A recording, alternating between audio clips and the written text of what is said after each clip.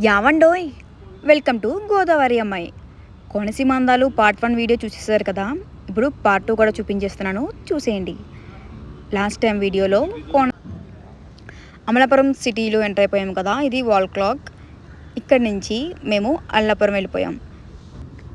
ఓడల్ రేవు beach చాలా బాగుంటుంది, అలానే చాలా ఫేమస్ కూడా. అందుకని ఇలాగా ఈ ఊరు నుంచి అయితే వెళ్ళిపోయాము. చెప్పాను కదా లాస్ట్ టైం, ఈ కొబ్బరి చెట్లతో ఈ రోడ్లన్నీ ఇలానే నిండిపోతూ ఉంటాయండి. ఈ ఊరిలో మనుషుల కన్నా చెట్లు ఎక్కువ. అలానే ఇక్కడ రొయ్యల చెరువులు కూడా చాలా ఎక్కువగా ఉన్నాయి. దాంతోపాటు పక్కనే రొయ్యలకి మేత వేస్తారు కదా, ఆక్వాకల్చర్స్ ఇవన్నీ ఫ్యాక్టరీస్గా లేకపోతే గోడౌన్స్గా పక్కనే ఉంటాయండి. ఇలా మనం ఎంత దూరం వెళ్ళినా కొబ్బరి చెట్లు ఎదురవుతూనే ఉంటాయి. దీన్ని దాటుకొని వెళ్ళాలి అంటే అతి కష్టమే. ఇలా రోడ్డు మీద వెళ్తూ ఉన్నామండి. అదిగో గ్రీన్ కలర్ తెర కనిపిస్తుంది కదా, అవే రొయ్యల చెరువులు. ఇలా రొయ్యల చెరువులు మధ్యలో కొబ్బరి తోటలు, వీటన్నిటి మధ్యలోనే ఇలాగా పార్టీషన్స్ చేసి మధ్యలోనే రొయ్యల చెరువులు వేసేశారు.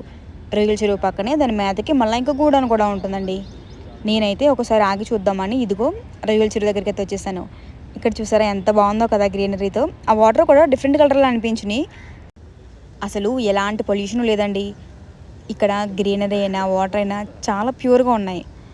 ఇదిగో దీంట్లో ఫ్యాన్స్ ఉన్నాయి కదా, ఇవి వీల్స్లా తిరుగుతున్నాయి. అవి ఫ్యాన్స్ రొయ్యలకి ఆక్సిజన్ కోసం ఇలా పెడుతూ ఉంటారు. మార్నింగ్ 1 అవర్, ఈవినింగ్ 1 అవర్ ఇలా ఆన్ చేసి ఉంచుతారండి.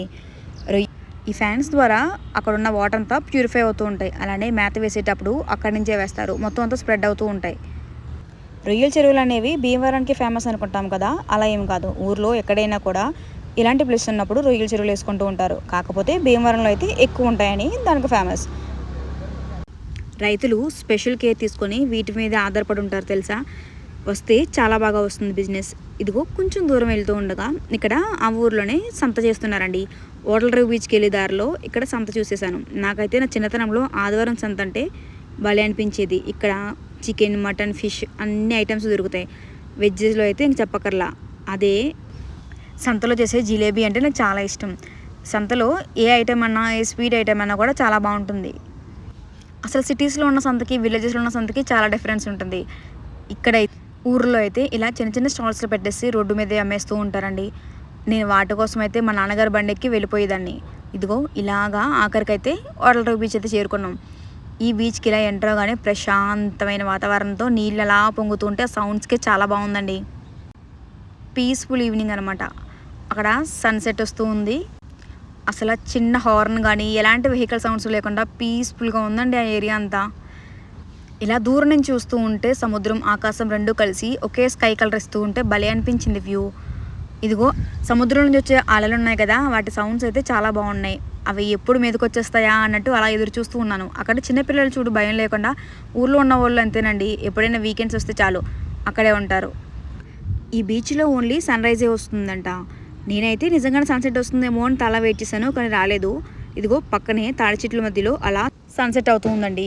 ఈ తాడి చెట్ల మధ్యలో ఆ వ్యూ చూస్తుంటే నాకైతే భలే అనిపించింది తెలుసా. ఇక్కడ ఫోటోషూట్స్ ఇలాంటివి చాలా బాగుంటాయి.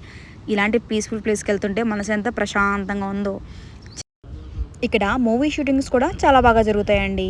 అంతేకాదు బీచ్ అంటే మనం ఏదో చిందరవందరగా ఉంటుంది అనుకున్నాం కదా, అసలు అలాంటి చెత్త చెదారం ఏమీ లేదు. చాలా క్లీన్గా ఉంది ఆ ఏరియా అంతా. అసలు అక్కడ ఎలాంటి గందరగోళం, గజిబిజి అంటూ ఏమీ లేదు. చూస్తూ అలానే ఉండిపోవచ్చు. ఆ అలలు సౌండ్స్ అయితే ఇంకా అందంగా అనిపించాయి. ఈ ప్రశాంతమైన వాతావరణం అయితే నాకు చాలా నచ్చేసింది. ఇదిగో నేను ఇక్కడ గోదావరి అమ్మాయి అని రాసేసుకుంటున్నాను. చిన్నప్పుడు అయితే ఇసుక గొట్ల మీద ఇల్లులు కట్టుకొని పిచ్చి గూడులు వేసుకొని అక్కడ ఇసుకలో ఆడుకుంటూ ఉండేవాళ్ళం కదా. నాకైతే వెళ్ళగానే అవి చూసి అవన్నీ గుర్తొచ్చాయి నాకు. పక్కనే ఒక స్టిక్ తీసుకొని ఇలా గోదావరి అమ్మాయి అని రాసేసుకుంటున్నా. అక్కడున్న మట్టిలో చిన్న చిన్న హోల్స్ ఉన్నాయి కదా, అవి పీతలండి. పీతలు హోల్స్ పెట్టుకొని బయటికి లోపలికి వెళ్తూనే ఉంటాయి. మనుషులను చూడగానే లోపలికి వెళ్ళిపోతున్నాయి. అవి చూసి భలే అనిపించింది. ఇదిగో ప్రశాంతంగా కూర్చొని ప్రపంచంతో అస్సలు సంబంధం లేకుండా ఆ ఒడ్డుకొచ్చే అలల కోసం ఎదురు చూస్తూ అక్కడున్న నేచర్ని చాలా బాగా ఎంజాయ్ చేశాను. అక్కడున్న కొంచెం టైం అయినా కూడా చాలా క్వాలిటీగా ఎంజాయ్ చేశానండి. నేనే కాదండి, ఆ ప్లేస్లోకి ఎవరు వచ్చినా కూడా ప్రపంచాన్ని మర్చిపోయి అలా ఎంజాయ్ చేస్తూ ఉంటాం. ఇంకా రిటర్న్ అయిపోదాము అనే దారిలో సూర్యుడు ఇంత అందంగా కనిపిస్తున్నాడండి. పచ్చడి చెట్ల మధ్యలో ఎర్రటి సూర్యుడిని చూసి ఆనందం వచ్చేసింది నాకైతే. ఇలా ఫొటోస్, వీడియోస్ కూడా క్యాప్చర్ చేసేసాను. కోనసీమ అందాలు పార్ట్ 1 చూడకపోతే చూసేయండి. Thank you for watching.